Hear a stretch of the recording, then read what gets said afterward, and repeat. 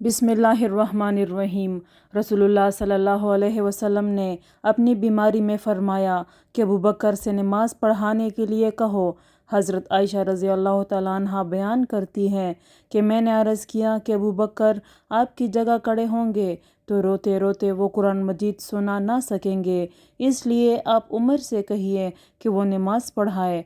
आप फरमाती थी कि मैंने हफ्सा रज़ी अल्लाह तआला अन्हा से कहा कि वो भी कहे कि अगर अबू बकर आपकी जगह खड़े हुए तो रोते रोते लोगों को कुरान सुना ना सकेंगे, इसलिए उमर से कहिए कि वो नमाज पढ़ाए। हफ्सा रज़ी अल्लाह तआला अन्हा उम्मुल मोमिनीन और हज़रत उमर रज़ी अल्लाह तआला अन्हु की साहबजादी ने भी इसी तरह कहा, तो आपने फरमाया कि खामोश रहो, तुम सवाहिब यूसुफ की तरह हो। अबू बकर से कहो कि वो लोगों को नमाज पढ़ाए।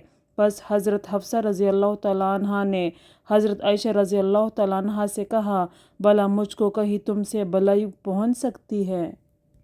हुज़ूर सल्लल्लाहु अलैहि वसल्लम के मर्ज़ुल मौत में अबू बकर सद्दीक़ रज़ी अल्लाह तआला अन्हु नमाज पढ़ाते थे। पीर के दिन जब लोग नमाज में सफ़ बांधे खड़े हुए थे तो हुज़ूर सल्लल्लाहु अलैहि वसल्लम हुजरे का पर्दा हटाए खड़े हुए हमारी तरफ देख रहे थे।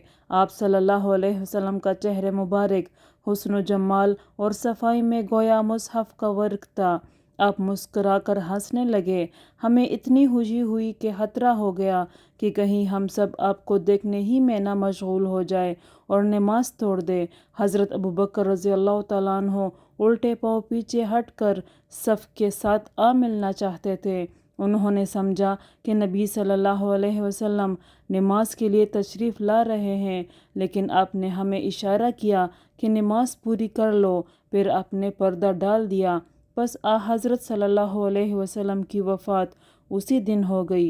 इन्ना लिल्लाहि व इन्ना इलैहि राजिऊन।